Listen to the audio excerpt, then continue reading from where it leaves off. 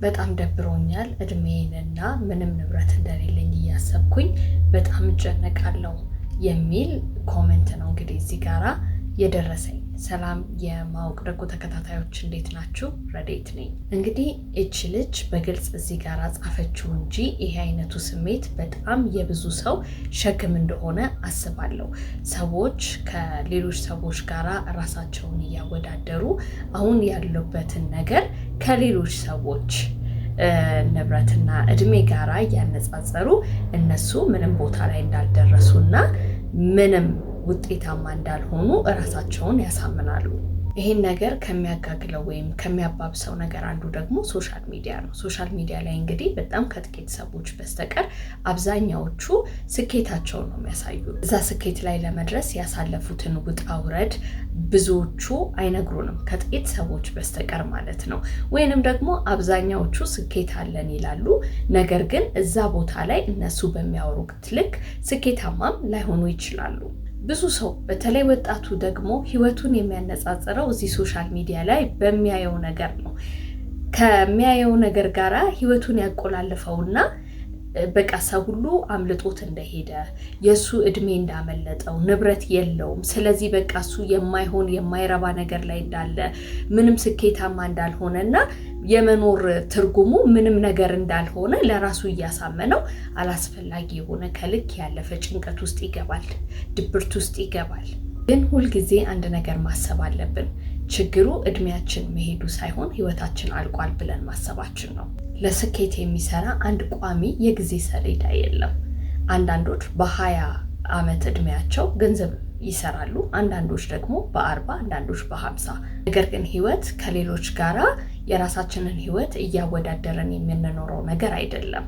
ሁሉም ሰው የየራሱ የሆነ ፍጥነት አለው፣ የራሱ የሆነ ራሱ መንገድ፣ የራሱ ጊዜ አለው። ስለዚህ ራሳችንን ከሌሎች ጋር ማወዳደር ማቆም አለብን። የራሳችን የሆነ ጊዜ፣ የራሳችን የሆነ መንገድ እንዳለን መገንዘብ ይገባል። በዛ ላይ ደግሞ የኛ ህይወት የሚለካው በቁሳቁስ አይደለም። ባገኘነው ንብረት፣ በቤት፣ በመኪና፣ በባንክ አካውንታችን ውስጥ ባለው የገንዘብ ብዛት በዛ የኛ ህይወት አይተመንም። ካራክተራችን ላይ፣ ለመማር ያለን አቅማችን ላይ፣ ስንወድቅ የመነሳት ጽናታችን ላይ፣ አሁን ካለን ላይ በቂ ነው የሚል አስተሳሰብ ሳይሆን ኖ አሁንም አይበቃኝም፣ ከዚህ የበለጠ ማደግ አለብኝ፣ መማር አለብኝ የሚል አስተሳሰብ እስካለን ድረስ ምንም ነገር ሊያቆመን አይችልም፣ ወይም ደግሞ ምንም ነገር ልናጣ አንችልም። ሁሉ ነገር የጊዜ ጉዳይ ነው። እነዛን የምንፈልጋቸው ነገሮች በእጃችን እስክናስገባ ምን እያደረግን ነው፣ እየጠበቅናቸው ያለ ነው የሚለው ነገር ነው ዋናውና መሰረታዊው ነገር። እጃችንን አጣጥፈን ተደብረን ከሌሎች ሰዎች ህይወት ጋር ራሳችንን እያወዳደርን ቁዝመን የምንቀመጥ ከሆነ አደጋ አለው። ነገር ግን ኢትስ ኦኬ፣ አሁን ባይኖረኝም እውቀቴ ላይ እሰራለሁ፣ አድጋለሁ፣ እቀየራለሁ እያለን እየሰራ ከሆነ ደግሞ ያም ስኬት ነው። ተስፋ የመቁረጥ ስሜት ሲሰማን ራሳችሁን እንደዚህ ብላችሁ አትጠይቁት። ለምንድነው ከሌሎች ሰዎች ወደኋላ የቀረውት የሚለው ጥያቄ ትክክለኛ አይደለም። የባሰ ተስፋ መቁረጣችሁን የሚያባብስ ነገር ነው። ነገር ግን ተስፋ የመቁረጥ ስሜት ሲሰማችሁ ራሳችሁን ምን አይነት እርምጃ በወስድ እዛ የምፈልገው ነገር ላይ እደርሳለሁ የሚል አስተሳሰብ ይኖራችሁ። ምን አይነት ስኪል ልማር፣ የትኛውን ሀቢቴን ላሻሽል፣ የትኛውን ሀቢቴን ደግሞ ከህይወቴ ላይ ላስወግድ፣ ወደፊት የምመኘው ነገር ላይ ለመድረስ ዛሬ ምን ላድርግ። ፕሮግረስ እንግዲህ በአንድ ሌሊት የምናገኘው ነገር አይደለም። በቀን አንዳንድ የምናደርጋት ነገር ናት ተጠራቅማ የምንፈልገው ነገር ላይ የምታደርሰን። ሁልጊዜ ማሰብ ያለብን ነገር ቢኖር ራሳችንን ከሰዎች ጋር የምናነጻጽር ከሆነ ደስታችንን ነው የሚዘርፍብን። ሌሎች የሆነ ስኬት ላይ ደረሱ ማለት እኛ ከስኬት ውጪ ነን ወይንም ደግሞ የማይረባ ህይወት ላይ ነን ማለት አይደለም። እኛ የህይወት ታሪክ፣ የኛ ቻሌንጅ፣ የኛ ታይም የተለየ ነው።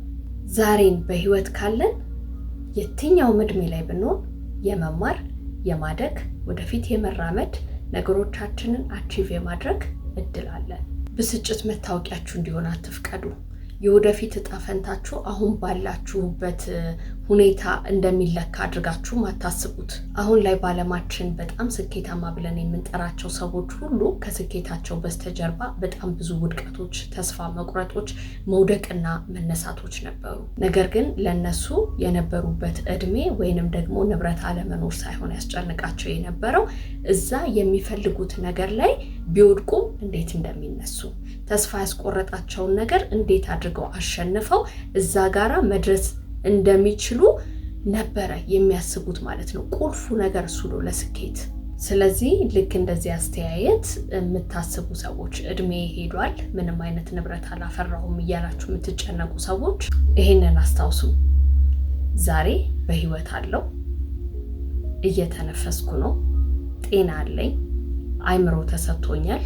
ስለዚህ ባለኝ ነገር ተጠቅሜ የምፈልገው ነገር ላይ ለመድረስ ምን ማድረግ አለብኝ የሚል ጥያቄ ከራሳችሁ ጋራ ጠይቃችሁ መመለስ ይኖርባችኋል። መመለስ ብቻ አይደለም፣ አክሽን መውሰድ ግድ ነው። መማር ከሆነ ተማሩ። መማርን በየትኛውም እድሜያችሁ ላይ አታቋርጡ።